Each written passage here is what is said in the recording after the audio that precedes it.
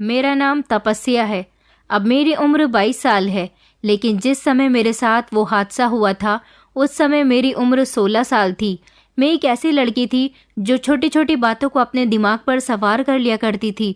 अगर कोई मेरे साथ भेदभाव करता था तो वो मेरे दिल को लगता था। न जाने क्यों मैं अपने आप में ही बहुत चिड़चिड़ी हो गई थी। बचपन से ही मेरे माता पिता ने मेरे साथ बहुत भेदभाव किया था। उनके ऐसे व्यवहार ने मेरे दिल को चूर चूर कर दिया था। मैं अपने माता पिता से प्यार की तमन्ना रखती थी। मैं ही क्या, हर बच्चा यही चाहता है कि उसके माता पिता उसे खूब प्यार दें, उस पर खूब ध्यान दें, उसकी छोटी से छोटी ख्वाहिशों को पूरा किया जाए। मगर शायद मेरे माता पिता ऐसे नहीं थे। हम 3 बहनें थीं और हमारा एक ही भाई था। मेरे पापा सरकारी दफ्तर में नौकरी किया करते थे। वो वहाँ के सरकारी कर्मचारी थे। मेरे पापा बिहेवियर के बहुत स्ट्रिक्ट थे। अनुशासन के मुताबिक चलना, डिसिप्लिन से रहना, छोटे बड़ों की इज्जत करना, ये सारी बातें मेरे पापा को बहुत पसंद थीं। मेरी मम्मी ने हम सब भाई बहनों को अच्छे संस्कार दिए थे। ऐसा नहीं था कि मुझे अच्छे संस्कार नहीं दिए गए थे। मेरी माँ मुझे भी हर छोटी से छोटी और बड़ी से बड़ी अच्छी बुरी बात के बीच का फर्क बताया करती थी। कभी भी उन्होंने मुझे प्यार से नहीं समझाया था। अगर कभी वो मुझे प्यार से समझाती तो शायद मेरी समझ में आ जाता। हर गलती मैं दोबारा कर दिया करती थी तो वो मेरी पिटाई लगाया करती थी। बस यही बात मुझे बहुत बुरी लगती थी। मुझसे बड़ी मेरी दोनों बहनें मम्मी पापा की आज्ञा का हमेशा पालन करती थी। वो दोनों ज़्यादातर घर में ही रहती थी। अपना ध्यान ज़्यादातर पढ़ाई में लगाए रखती थी। हर बार उनके अच्छे मार्क्स आते थे। माँ बाप का कहना मानना, उनकी आज्ञा का पालन करना ही उनका कर्तव्य था, जबकि मैं ऐसी बिल्कुल भी नहीं थी। मुझे पढ़ाई करने का कोई शौक नहीं था, मगर मेरे माता पिता ज़बरदस्ती मुझे स्कूल भेजते थे। मैं चाहती थी कि मैं अपने बचपन को खुलकर जीऊँ। मैं आज़ादी की ज़िंदगी गुजारने वाली लड़की थी। मैं हमेशा यही चाहती थी कि मेरी किसी भी बात में रोक टोक ना की जाए। मैं जो चाहूँ अपनी मर्ज़ी के मुताबिक करूँ, अपनी मर्ज़ी के मुताबिक कपड़े पहनूँ, अपनी मर्ज़ी के मुताबिक घर से निकलूँ, अपनी मर्ज़ी के मुताबिक ही अपनी ज़िंदगी का हर फैसला लूँ। मगर मेरे माता पिता मेरे हर काम में रोक टोक करते थे। वो चाहते थे कि मैं अपने बाकी भाई बहनों की तरह उनकी मर्ज़ी के मुताबिक हर काम करूं, मगर मैं ऐसा नहीं करना चाहती थी। जब मेरी बड़ी दोनों बहनों के अच्छे मार्क्स आते थे तो वो लोग उनकी बहुत तारीफ करते थे। मैं पढ़ाई में अंगूठा छाप थी, जिसकी वजह से मेरे मार्क्स बिल्कुल भी अच्छे नहीं आते थे। कुछ मैं पढ़ना नहीं चाहती थी और कुछ मेरे माता पिता ने मेरे बहन भाई की काबिलियत की तारीफ़ें कर करके मेरा ध्यान पढ़ाई से हटा दिया था। क्योंकि जब मेरी बहनों का अच्छा रिजल्ट आता था तो मम्मी पापा उनको बहुत प्यार करते थे, उनको गिफ्ट्स ला कर देते थे, उनकी हर छोटी बड़ी ख्वाहिश को पूरा करते थे। ऐसा इसीलिए था क्योंकि वो पढ़ाई में अच्छी थी और उनका हर तरह से कहना मानती थी। बड़ों का आदर करना भी वो लोग अच्छे से जानती थी। लेकिन अगर मुझसे कोई बदतमीजी से बात करता था तो मैं उसको पलटकर जवाब दे दिया करती थी। मेरी अपने क्लास के बच्चों के साथ भी ज्यादा नहीं बनती थी। कुछ लड़कियां ऐसी थी जो मुझे बहुत तंग करती थी। मैं उनसे लड़ने के साथ साथ कई बार उनके साथ कोई ना कोई ऐसा हादसा कर देती थी जिस वजह से मेरी शिकायत मेरे घर तक पहुंच जाती थी। मेरे पेरेंट्स को फ़ोन करके मेरी शिकायत लगा दी जाती थी।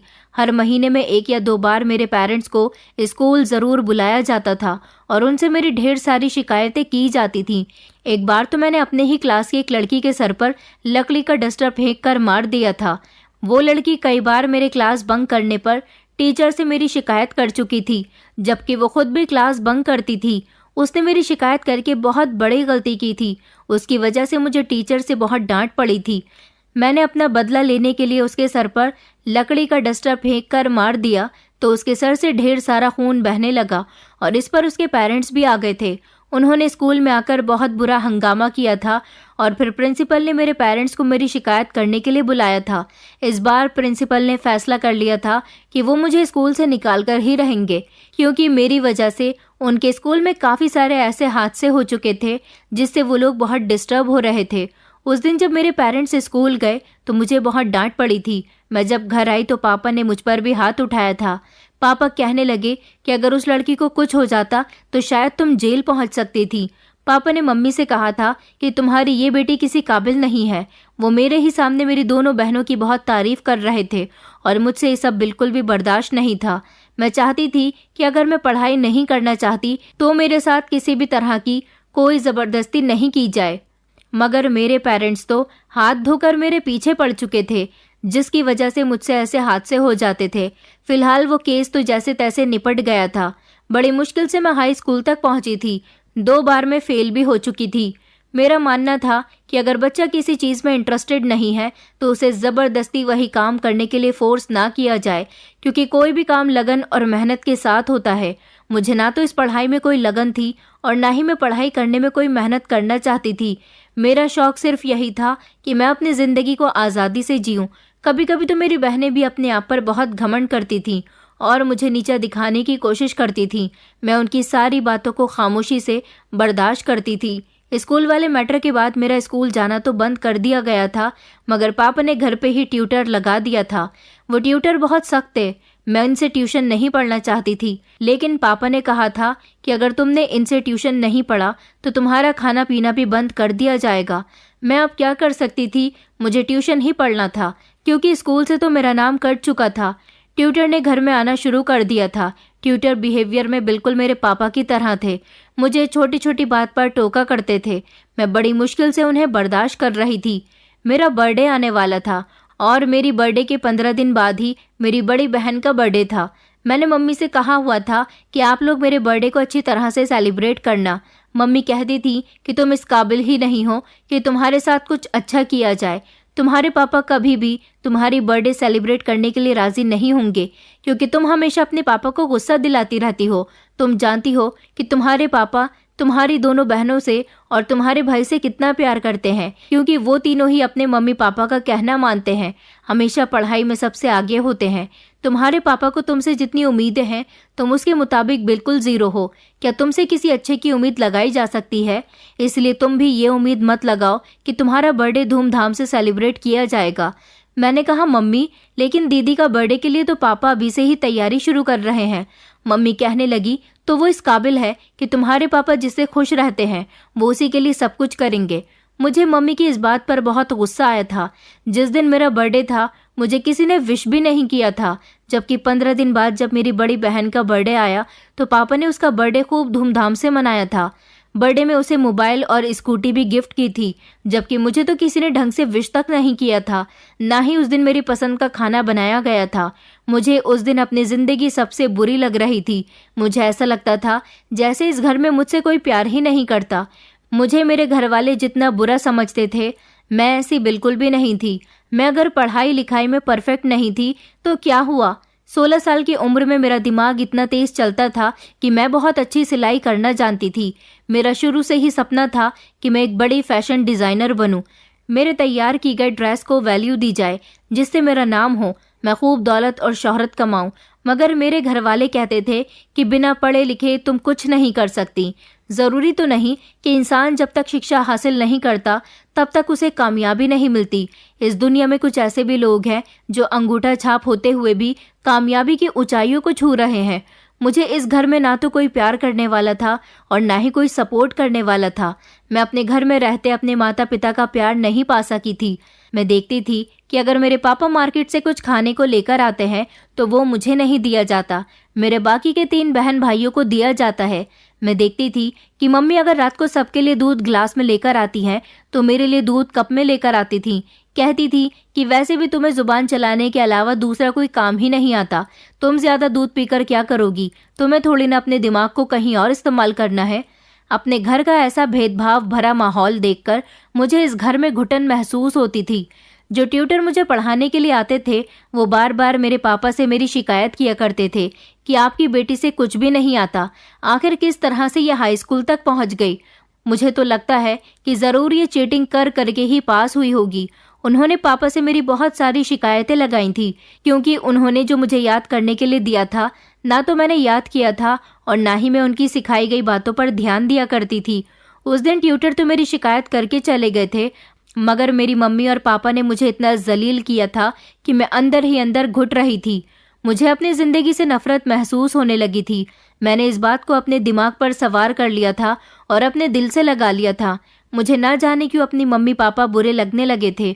मुझे अपने पूरे परिवार से उस समय बहुत नफरत महसूस हो रही थी और मैं रोने लगी थी। मैंने रोते हुए उन लोगों से कहा था कि मैं आप लोगों की बेटी ही नहीं हूँ, तभी तो आप मेरे साथ ऐसा व्यवहार करते हो। मेरी इस बात पर पापा ने मेरे गाल पर एक जोरदार थप्पड़ मार दिया था और कहा था कि तुम जैसी बदतमीज लड़की कभी नहीं सुधर सकती। तुमसे बदतमीजी करने के अलावा कोई दूसरा काम ही नहीं आता। तुम्हारी वजह से हमें लोगों के सामने बहुत शर्मिंदा होना पड़ता है। न जाने बड़े होने के बाद तुमसे कोई शादी भी करेगा या नहीं। तुम ना जाने क्यों हमारे परिवार में पैदा हो गई हो। तुम्हारे तो जन्म के बाद ही हमें तुम्हारा गला दबाकर मार देना चाहिए था। अपने पापा की ऐसी बातों को मैंने इतनी बुरी तरह से दिल से लगा लिया था कि मैं पागलों जैसी हरकतें करने लगी थी और उस समय रोते रोते मैं घर से बाहर निकल आई थी। मेरे पापा को लगा था कि मैं पड़ोस वाले घर में जाकर बैठ जाऊंगी, मगर मैं पड़ोस वाले घर में नहीं आई थी, जबकि अपने सदमे को लेकर मैं अपनी मासी के घर जाने के लिए निकल आई थी। मुझे रास्तों के बारे में ज्यादा तो नहीं पता था, मगर जिस जगह उनका घर था मैं उस जगह को जानती थी। मैं अपने मासी के घर इसलिए जाना चाहती थी क्योंकि एक मासी ही ऐसी इंसान थी जो मुझे बहुत प्यार करती थी। जब वो हमारे घर पर आया करती थी तो मेरे मम्मी पापा को समझाती थी कि तपस्या से भी प्यार किया करो। अगर तपस्या पढ़ाई में आगे नहीं है तो क्या हुआ, वो बहुत समझदार है, उससे कितनी अच्छी सिलाई आती है, ये उसके अंदर टैलेंट है। आप लोगों को उसके इस टैलेंट को सराहना चाहिए। वो मेरी फीलिंग्स को अच्छी तरह से समझती थी, इसलिए मैं उनके पास जाना चाहती थी। मैं अपने घर से निकलकर रोड पर आ गई थी, लेकिन आने से पहले मैंने अपनी मम्मी के पर्स से 5,000 रुपये निकाल लिए थे। मुझे तो मेरे मम्मी पापा पॉकेट मनी भी नहीं दिया करते थे। मासी के घर जाने के लिए मुझे पैसों की ज़रूरत होती, इसलिए मैंने मम्मी के पर्स से पैसे निकाले थे। उस समय शाम के 6 बज चुके थे। दिन धीरे धीरे ढलने लगा था। मैं आज से पहले कभी भी इस समय पर अकेली घर से बाहर नहीं निकली थी। आज पहली बार ऐसा हुआ था कि मैं सड़कों पर टहल रही थी। मुझे कुछ भी करके अपनी मासी के घर जाना था। उनके घर जाने के लिए मुझे ऑटो करना था, क्योंकि उनका घर हमारे घर से आधे घंटे की दूरी पर था। मुझे कोई ऑटो नजर नहीं आ रहा था। मैं हाथ हिला हिलाकर ऑटो रोक रही थी, मगर कोई भी ऑटो नहीं रुक रहा था। मैंने अपने मामूली से कपड़े पहने हुए थे और मेरे हाथ में पैसों वाला पर्स था। इसके अलावा मेरे पास और कुछ भी नहीं था। मोबाइल मुझे किसी ने दिया नहीं था, इसलिए मुझसे कोई कांटेक्ट भी नहीं कर सकता था। मैंने सोच लिया था कि मासी के घर जाने के बाद मैं हमेशा हमेशा के लिए उन्हीं के पास रहूंगी, कभी वापस अपने घर नहीं आऊंगी। मैं काफ़ी देर तक चौराहे पर खड़ी रही थी, जब अचानक मुझे एक ऑटो आता हुआ नजर आया। मैंने जब ऑटो वाले भैया को आवाज़ लगाई तो वो मेरी आवाज़ लगाने पर रुक गए थे और मुझसे कहने लगे कि बताओ बेटा, कहाँ जाना है तुम्हें। ऑटो वाले की उम्र लगभग 30 साल होगी। शायद वो मुझे अकेला देखकर रुक गया था। मैंने उसे बताया कि मुझे हरदोई के नगर पालिका वाले रास्ते पर ही जाना है। वो ऑटो वाला मेरी बात सुनकर एक अजीब सी मुस्कुराहट अपने चेहरे पर सजाने लगा था। उसने मुझे अपने ऑटो में बैठने के लिए कहा। मैं उसके ऑटो में बैठ तो गई थी, बस मुझे इतना पता था कि मुझे वहां पहुंचने के बाद मुझे मासी को सब कुछ बता देना है। मैं ऑटो में बैठी हुई थी। मेरे अलावा ऑटो में कोई दूसरी सवारी नहीं थी। अपने माता पिता की इस तरह के भेदभाव ने मेरे दिमाग को आउट कर दिया था। मैं मेंटली डिस्टर्ब हो चुकी थी। मुझे अच्छे बुरे की समझ नहीं थी। बस जिस तरह से वक्त गुजर रहा था मैं गुजार रही थी। मैं ये भी नहीं जानती थी कि मैं अकेले इस समय घर से निकल तो आई हूँ, इसका मुझे कितना फ़ायदा होगा और कितना नुकसान होगा, मुझे कुछ भी नहीं पता था। बस मेरे दिमाग में तो यही था कि मुझे अपने पेरेंट्स से दूर होना है। मेरा दिमाग सोचने समझने के काबिल नहीं रहा था। मुझे अच्छी बुरी बात का अंदाज़ा नहीं हो रहा था। जिस समय से मेरे पापा ने मुझ पर हाथ उठाया था और मुझे खूब डांटा था, उल्टी सीधी बातें सुनाई थी, मैं उसी समय से पागलों जैसी हरकतें करने लगी थी। बस बार बार अपने मुंह से यही बात निकाल रही थी कि मैं इस घर में वापस कभी लौटकर नहीं आऊंगी। ये लोग मुझे प्यार नहीं करते, मुझे तो सिर्फ मेरी मासी प्यार करती है, मैं उनके पास ही रहूंगी। मैं ऑटो में भी यही सब बड़बड़ा रही थी जब वो ऑटो वाला मुझे फ्रंट पर लगे शीशे से देख रहा था। उसकी मुझ पर गंदी नज़र थी, लेकिन मैंने इस बात का अंदाज़ा ही नहीं लगाया कि वो मुझे किस नज़र से देख रहा है। मैं तो बस अपनी ही धुन में मगन थी। बस किसी भी तरह मुझे मासी के घर पहुंचना था। मैं ये भी नहीं जानती थी कि वो मुझे किस रास्ते पर लेकर चल रहा था। ये रास्ता ठीक भी था या नहीं, मुझे कुछ पता ही नहीं था। मैं जब भी हरदोई अपनी मासी के घर आती थी, अपने पूरे परिवार के साथ ही आती थी। आज पहली बार ऐसा हुआ था जब मैं अकेली घर से निकली थी। ऑटो चल रहा था। मुझे जब अपने पापा की कही हुई बातें याद आने लगती तो मैं रोना शुरू कर देती थी और बड़बड़ाने लग जाती थी। बस यही सब सोचते सोचते ऑटो में बैठे हुए मेरी आंख लग गई थी और मैं सो गई थी। न जाने वो ऑटो वाला मुझे कहाँ कहाँ लेकर गया। जब अचानक झटके से ऑटो रुका और मेरी नींद टूटी थी, मैंने ऑटो वाले से कहा कि भैया क्या हम लोग मासी के घर पहुंच गए? तो वो कहने लगा कि अभी तुम्हारी मासी का घर नहीं आया, अभी घर आने में थोड़ा समय लगेगा। मैंने कहा भैया क्या आपके पास पानी है? मुझे बहुत तेज प्यास लग रही है। तो वो कहने लगा कि हाँ हाँ बिल्कुल मेरे पास पानी है, रुको मैं तुम्हारे लिए अभी पानी लेकर आता हूँ। वो ऑटो वाला ना जाने कहाँ चला गया था। मैं सोच रही थी कि मैं जब अपनी फैमिली के साथ मासी के घर के लिए निकलती थी तो हम बहुत जल्दी पहुंच जाते थे, हमें ज़्यादा से ज़्यादा आधे घंटे का समय लगता था, लेकिन आज मुझे मासी के घर पहुंचने में कुछ ज़्यादा ही समय लग रहा है। मुझे ऑटो वाले का इंतज़ार करते हुए लगभग 20 मिनट गुजर गए थे। प्यास से मेरा गला सूख रहा था, बहुत तेज प्यास लग रही थी।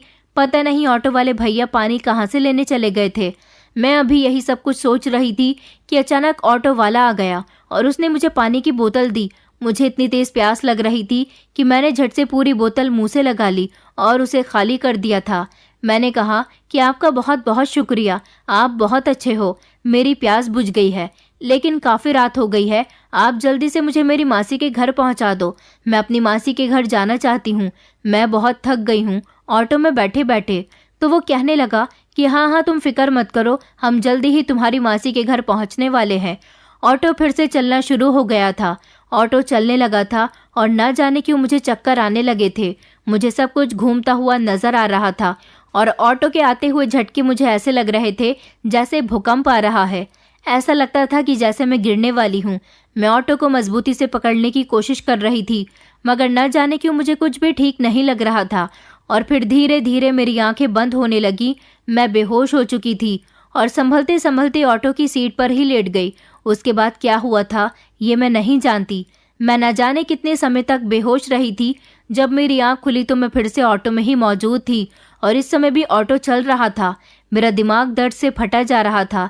मैंने धीरे धीरे आंखें खोलकर देखा तो मुझे रोशनी नजर आ रही थी। मैंने ऑटो वाले से कहा कि अभी तक मासी का घर नहीं आया। मेरी बात पर उसने मुझे पीछे पलटकर देखा था और कहने लगा कि बस तुम्हारी मासी का घर आ ही गया, मैं यहाँ से थोड़ी दूरी पर तुम्हें छोड़ दूंगा, तुम खुद अपनी मासी के घर चली जाना। उसकी बात सुनकर मुझे बड़ी हैरानी हुई थी। मुझे याद आया कि मैं रात के समय ऑटो में बैठी थी और अब तो सुबह का सवेरा हो गया था। क्या मुझे मासी के घर पहुँचते पहुँचते इतना टाइम लग गया? मैंने देखा कि मेरे हाथ में पैसों वाला पर्स भी नहीं था और मुझे बहुत तेज भूख लग रही थी क्योंकि मैंने कल से कुछ नहीं खाया था। मैंने कहा भैया अभी मासी के घर जाने में और कितना समय रह गया? तो उसने अपना ऑटो रोक दिया और कहने लगा कि तुम यहीं पर उतर जाओ, यहाँ से अपनी मासी के घर खुद चली जाना। मैं जैसे ही ऑटो से उतरी तो मुझे एक अजीब सी थकान महसूस होने लगी। मेरे शरीर में बहुत तेज दर्द हो रहा था और बहुत थकावट महसूस हो रही थी। न जाने मेरे साथ ऐसा क्यों हो रहा था।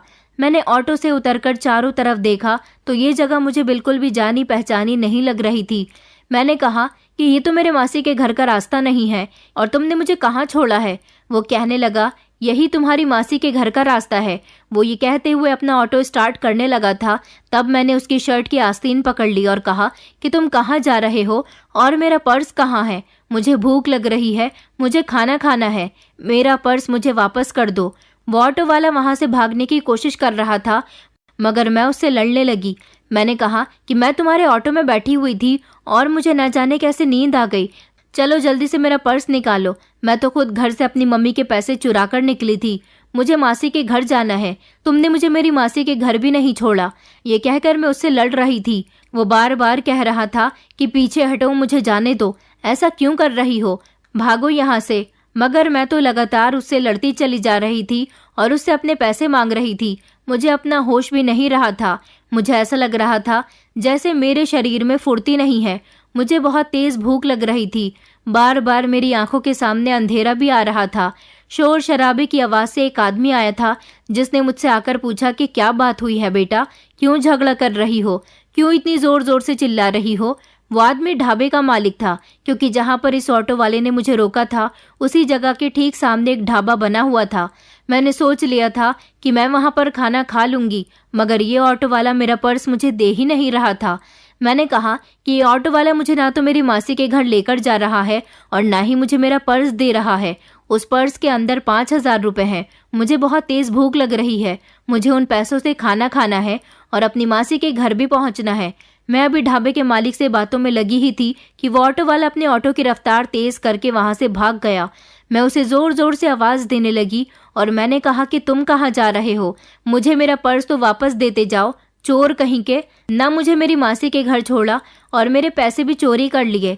मैं जोर जोर से चिल्ला रही थी। वो ढाबे का मालिक मुझसे कहने लगा कि चलो आओ, मैं तुम्हें अपने ढाबे में ले चलता हूँ, नाश्ता करवाता हूँ। तुम्हें बहुत भूख लग रही है ना?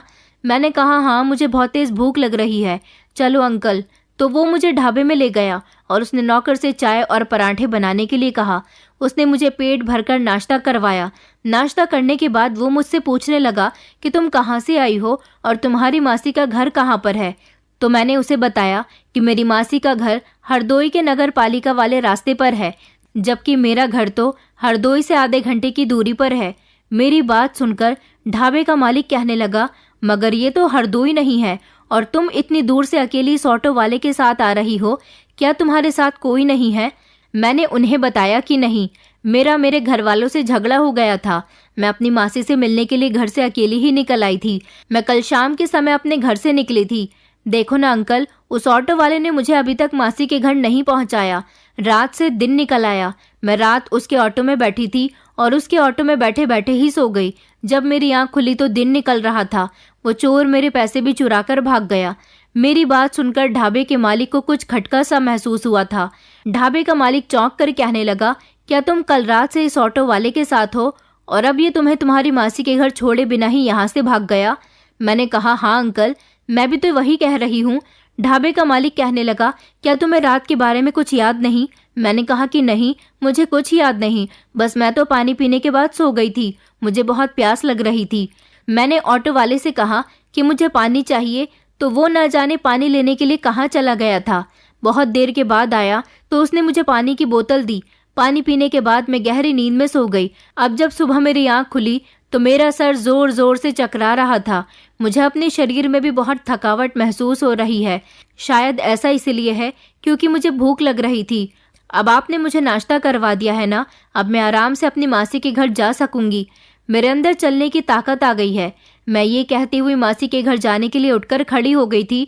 तभी उस ढाबे के मालिक ने मेरा हाथ पकड़ लिया और कहने लगा कि बेटा, तुम यहीं पर बैठो, अभी तुम कहीं मत जाओ, मुझे तुमसे कुछ बात करनी है। तुम्हें अपनी मासी के घर जाना है ना, मैं खुद तुम्हें वहां छोड़कर आऊंगा। उस ढाबे वाले अंकल की बात सुनकर मैंने उसकी बात पर यकीन कर लिया था और मैं उसके ढाबे में ही बैठ गई थी और अनजान नजरों से इधर उधर देख रही थी। ढाबे का मालिक ढाबे से बाहर निकलकर किसी से फोन पर बात करने में बिजी हो गया था। मैं यहाँ पर अभी भी बैठी हुई थी। थोड़ी देर गुजरी थी कि ढाबे का मालिक अंदर आया और कहने लगा कि तुम यहाँ से कहीं मत जाना, मैंने कुछ लोगों को बुलाया है, वो तुम्हें सुरक्षित तरीके से तुम्हारी मासी के घर छोड़ आएंगे। उनकी बात सुनकर मैं हंसने लगी थी। मैंने कहा, सच अंकल, आप सच कह रहे हो, मगर मुझे उनके घर का रास्ता नहीं पता। चलो अच्छा हुआ कि आप मेरी मदद करोगे, आपका बहुत बहुत शुक्रिया। वो मेरा मासूम चेहरा देखकर मेरे सर पर हाथ रखने लगा और कहने लगा कि हाँ बेटी, हाँ वो लोग तुम्हें सही जगह पर पहुंचा देंगे। मैं इतनी मेंटली डिस्टर्ब हो चुकी थी कि अजीब अजीब सी हरकतें करने लगी थी। कभी चारों तरफ देखती तो कभी किसी ऐसी चीज को देखकर जोर जोर से हंसने लगती जो मुझे अजीब लग रही थी, और फिर जब मुझे मेरे घर वालों की याद आती तो मैं हंसते हंसते ही रोने लग जाती थी। मेरी ऐसी हालत देखकर ढाबे का मालिक भी अफसोस में पड़ गया था। कुछ समय बाद मैंने देखा कि एक बड़ी सी गाड़ी ढाबे के सामने आकर रुकी थी और उसमें से 2 पुलिस इंस्पेक्टर और एक महिला कांस्टेबल निकली थी। ढाबे का मालिक उनसे कुछ बात करने लगा और फिर वो ढाबे के अंदर आ गए थे। ढाबे के मालिक ने उन्हें बताया कि यही वो लड़की है जिसे अभी वो ऑटो वाला छोड़ कर गया। महिला पुलिस कांस्टेबल मेरे पास आई और मेरे कंधे पर हाथ रखकर कहने लगी कि तुम्हारा क्या नाम है, तुम कहाँ से आई हो? तो मैंने उसे अपना नाम और एड्रेस बता दिया था। फिर उन्होंने भी मुझसे पूछा था कि तुम किस तरह ऑटो में बैठी और तुम्हारे साथ ऑटो वाले ने क्या किया। जितना जितना मैंने ढाबे वाले अंकल को बताया था उतना ही सब कुछ मैंने पुलिस को भी बता दिया था। पुलिस से ढाबे वाले अंकल ने कहा कि सर, मुझे तो शक है कि उस ऑटो वाले ने इस लड़की के साथ जरूर कुछ किया है। ये लड़की बता रही है कि वो कल शाम लगभग 6 या 7 बजे के आसपास उसके ऑटो में बैठी थी और उसने कहा था कि वो उसे उसके रिश्तेदार के यहाँ छोड़ देगा। इस लड़की ने जो एड्रेस बताया है वो एड्रेस इसके घर से सिर्फ आधे घंटे की दूरी पर है। तो फिर वो ऑटो वाला इसे सारी रात कहाँ घुमाता रहा? और फिर ये लड़की बेहोश भी हुई थी, इसे अपने बारे में कुछ पता ही नहीं था। पुलिस वाले मुझसे तरह तरह के सवाल कर रहे थे। मैं उनके सवालों से डरने लगी थी। उन्होंने मुझसे जब मेरे पेरेंट्स के बारे में पूछा तो मैंने उनको बता दिया था कि मुझे अपने पेरेंट्स पसंद नहीं है। मैं उन्हीं लोगों से लड़कर अपनी मासी के यहाँ जा रही थी। ढाबे वाले अंकल कहने लगे कि सर, मुझे तो कुछ गड़बड़ लगती है, इस लड़की के साथ जरूर कुछ गलत हुआ है। एक पुलिस इंस्पेक्टर ने ढाबे वाले अंकल से कहा कि अगर तुम्हें उस ऑटो वाले को देखकर कुछ गड़बड़ लग रही थी तो तुमने उसे रोकने की कोशिश क्यों नहीं की? ढाबे वाले अंकल ने बताया कि मैं तो इस लड़की से पूछ रहा था कि तुम इस ऑटो वाले से क्यों झगड़ रही हो। तभी वो ऑटो वाला इससे अपना हाथ छुड़ाकर तेजी से ऑटो लेकर चला गया था। मैं खुद समझ नहीं पाया कि उसने ऐसा क्यों किया, और ये लड़की जहाँ जाना चाहती थी उसने उस पते पर भी इसे नहीं पहुंचाया। मैंने इस लड़की से सारी मालूमात की तो मुझे यही लगा कि जरूर वो कोई धोखेबाज था जो इसके साथ कुछ गलत करके गया। तभी तो मैंने आप लोगों को बुलाया है। ये एक अनजान लड़की है। मैं चाहता हूँ कि आप लोग इसे इसके सही पते पर पहुंचा दें। पुलिस इंस्पेक्टर ने कहा, हाँ, लेकिन इससे पहले हमें ये कंफर्म करना होगा कि क्या उस ऑटो वाले ने इसका फायदा तो नहीं उठाया। आखिर वो रात भर इसे कहाँ लेकर गया था? पुलिस वालों ने उनसे कहा कि क्या तुम्हें ऑटो वाले के ऑटो का नंबर याद है? ढाबे वाले अंकल ने कहा कि नहीं, जल्दबाजी की वजह से मैंने इस बात पर ध्यान ही नहीं दिया। उन्होंने कहा कि यहाँ पर आसपास कोई कैमरा लग रहा है। ढाबे वाले अंकल ने कहा कि यहाँ सामने ही बड़ी सी कोल्ड ड्रिंक एजेंसी है, वहां पर कैमरे लग रहे हैं।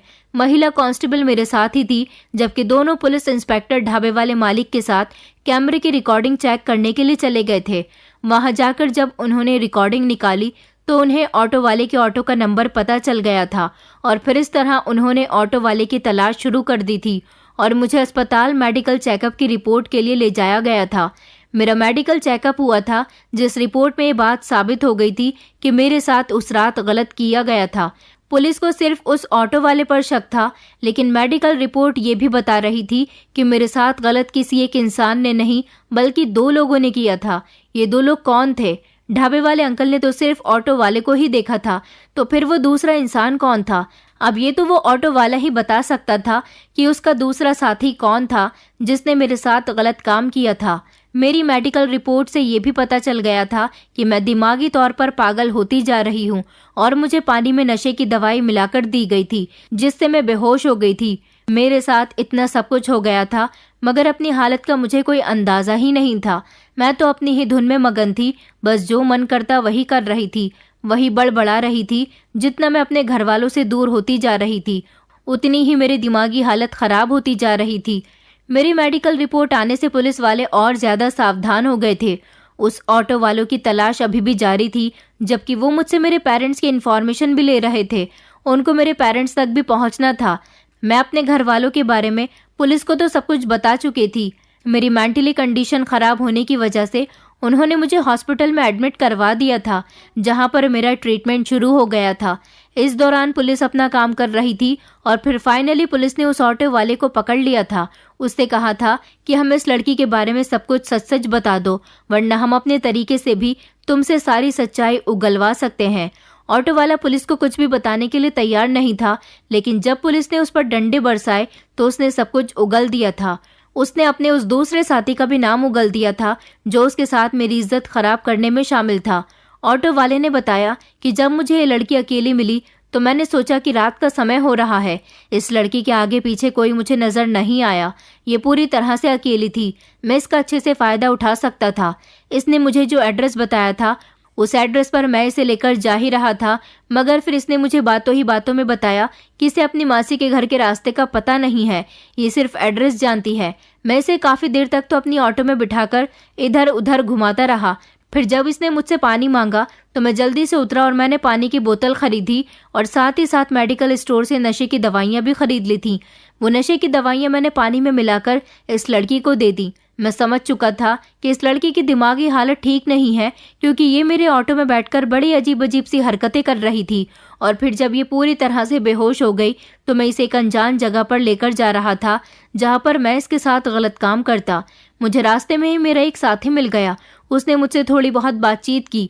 उसकी नज़र जैसे ही इस बेहोश लड़की पर गई तो वो कहने लगा कि तुम इतनी रात को इस लड़की को लेकर कहाँ जा रहे हो? ये लड़की कौन है?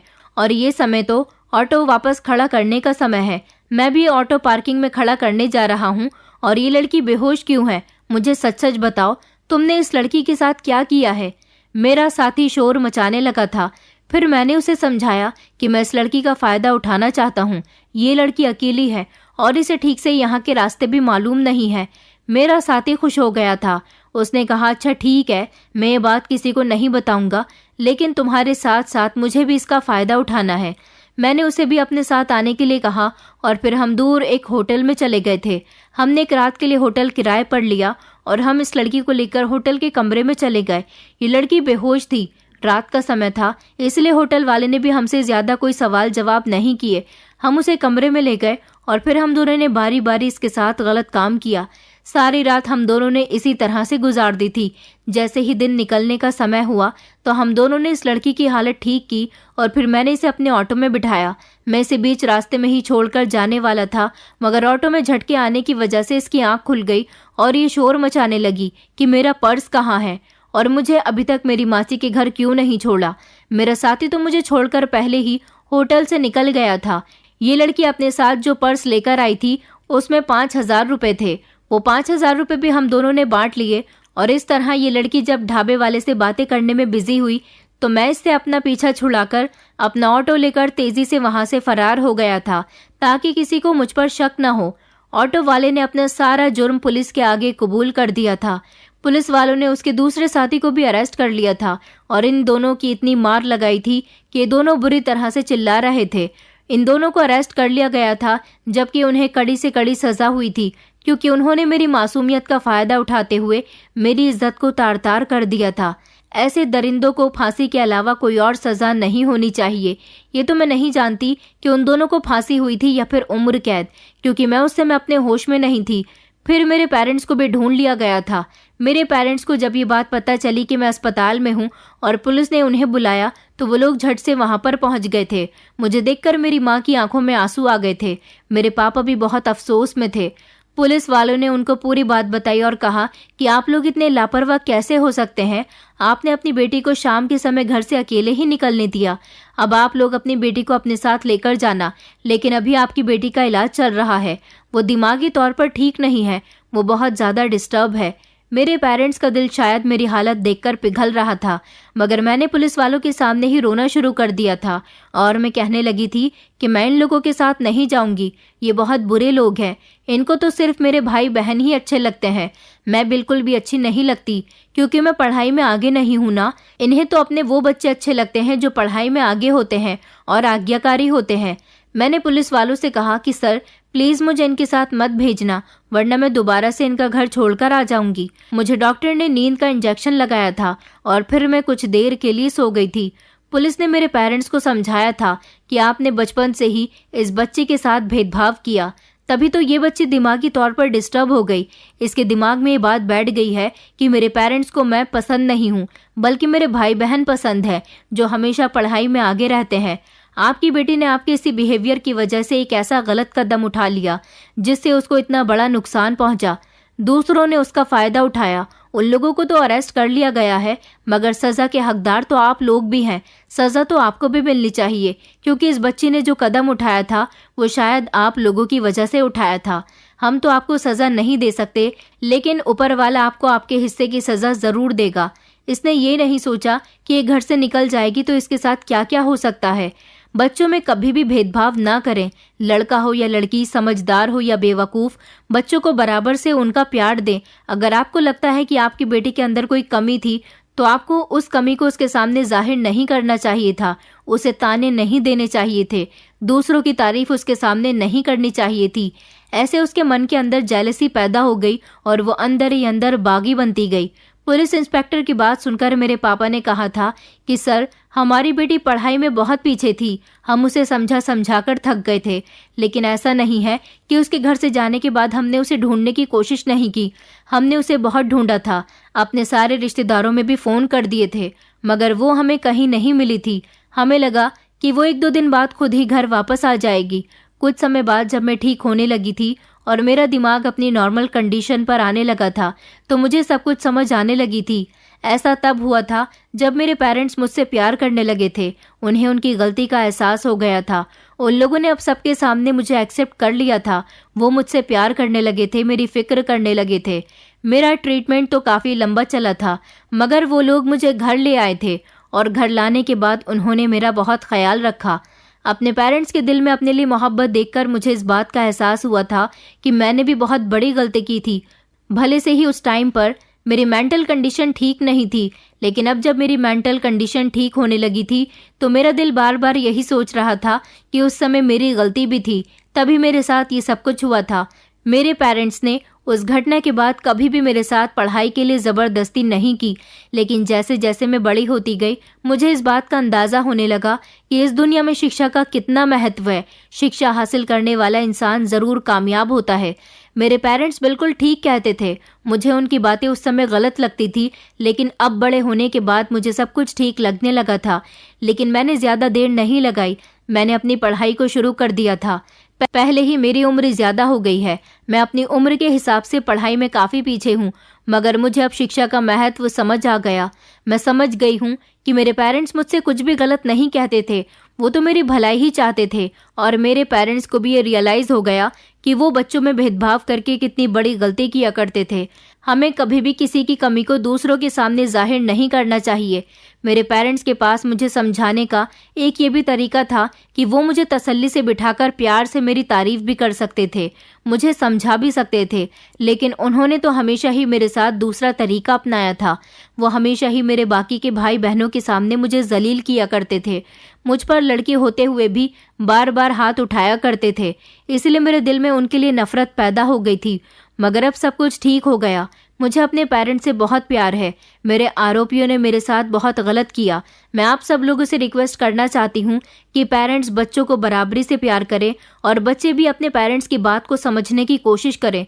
दोस्तों, उम्मीद करती हूँ आपको हमारी कहानी पसंद आई होगी। कहानी पसंद आई है तो वीडियो को लाइक करें, चैनल पर नए हैं तो चैनल को सब्सक्राइब करें और हाँ, नोटिफिकेशन बेल को ज़रूर दबाएं ताकि अगली अपडेट सबसे पहले आपको मिले।